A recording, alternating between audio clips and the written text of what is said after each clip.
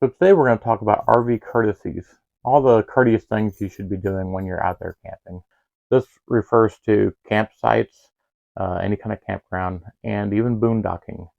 These rules generally apply to everything. So let's get started.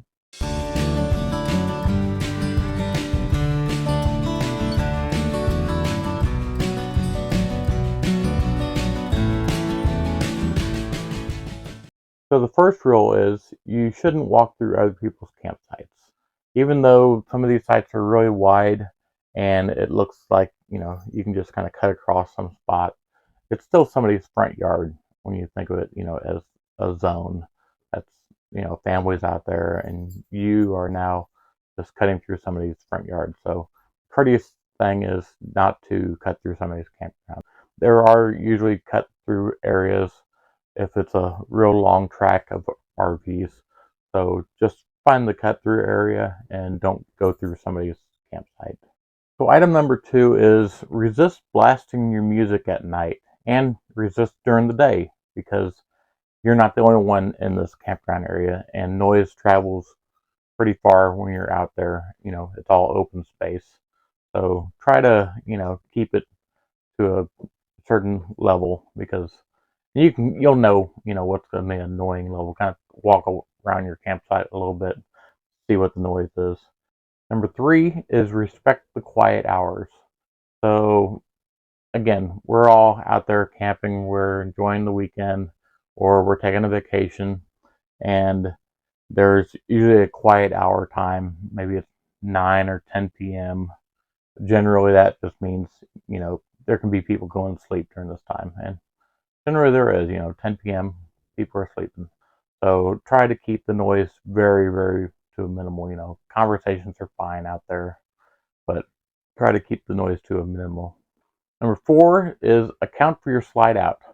So when you're coming up into a campsite, some of these campsites are really, really tight, and you're going to want to pull up right against that power pole and push your slide out. Well, the general rule is the power pole, and this is a general rule, the power pole is your backyard property line when you think of it that way. So you don't want to pull up your RV to the power pole and then pull your slide out, 2.5 feet out into your neighbor's front yard, because that lot is their front yard. So the general rule is if the power pole is here and your slide is going to be 2.5 feet out, put your RV 2.5 feet in so the slide out will come up to the power pole. That way you're not intruding into someone else's lot. Because like I said, some of these lots are pretty tight. It can be, 10, 15 foot out, and you're now taking up out of that 10 foot, 2.5 feet into that person's front yard. So just be courteous and just make sure you know where your slide is, where it's going to be coming. And like I said, the power pole is generally the backyard border. So remember that when you're doing this. So another thing is resist trying to tell someone else how to back up their RV. I know it's tempting. You see someone backing up and you're like, oh, they're making 20,000 tries at it. And you just want to tell them, oh, you got to cut the wheel this way and do that.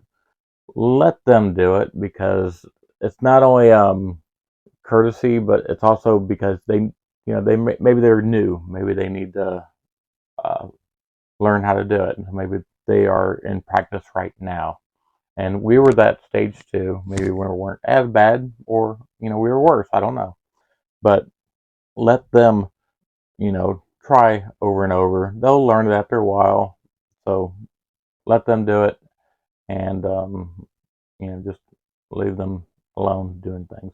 General rule is, everybody is out there and we all have our own vacation. We don't want uh, to interrupt someone's vacation time. Some people do. Some people are very open and they want to say hi and everything. And that's fine too. You can say hi and maybe even go over whatever.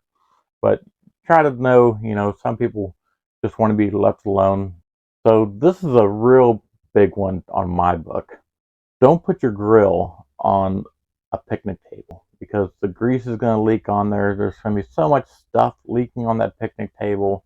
It's going to happen. And this is someone's, the next person that uses the campsite, that's their table. And you're going to be putting this nasty stuff all over their table. So just don't do that.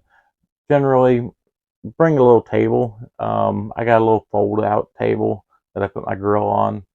So I generally take the table out and I put the 5-gallon water jug on one end of the table, and then I put the grill in the middle of it.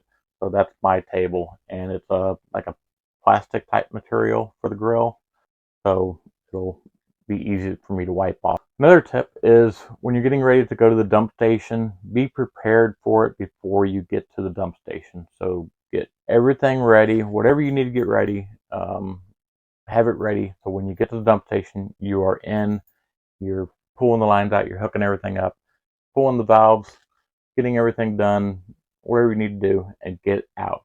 Don't, just take your time and start cleaning up the inside of the RV while you're sitting at the dump station. I know you're not going to do that, but uh, here's an example. Don't clean your black tank out with one of those hose cleaners from the inside while you're at the dump station, because you're now taking up 10 minutes of dump station time because you're cleaning out the inside of your black tank. So that's just a courtesy thing. Don't sit at a dump station. And especially if somebody's behind you. You want to get in and get out as quick as you can. So another rule is only use your lot. So say there's a lot next to you and it's empty. Don't park your tow vehicle over in that lot, because that night it could be used, and when they're pulling up they see a truck's over in their lot. Now they got to go back and they got to yell at the front desk people, say, hey, there's somebody in my spot. Then they're going to come out and yell at you. So chances are they're going to be using that lot anyway. So don't park another vehicle or your tow vehicle in someone else's lot. You only use your lot. And the final rule is pack it in and pack it out.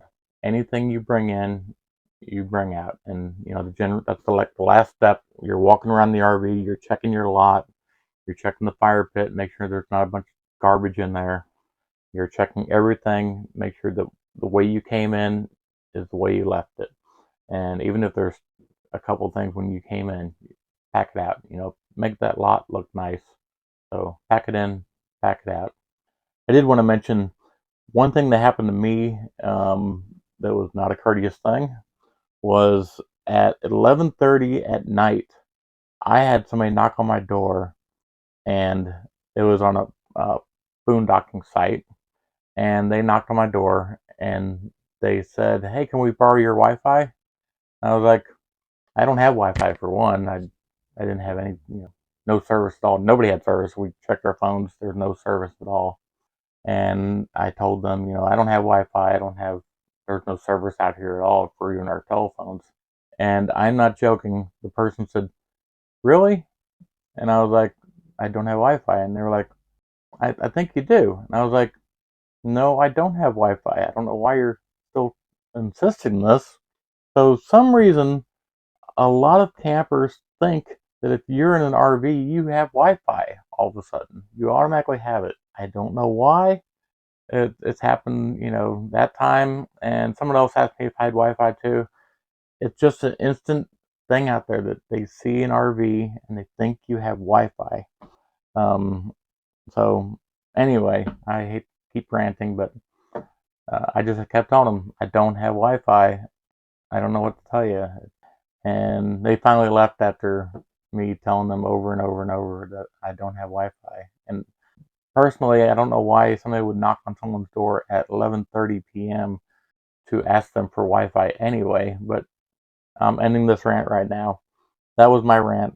It was a little weird, so that's it. Anyway, uh, so if you like these videos, please subscribe, and we will keep making them for you. See you next episode.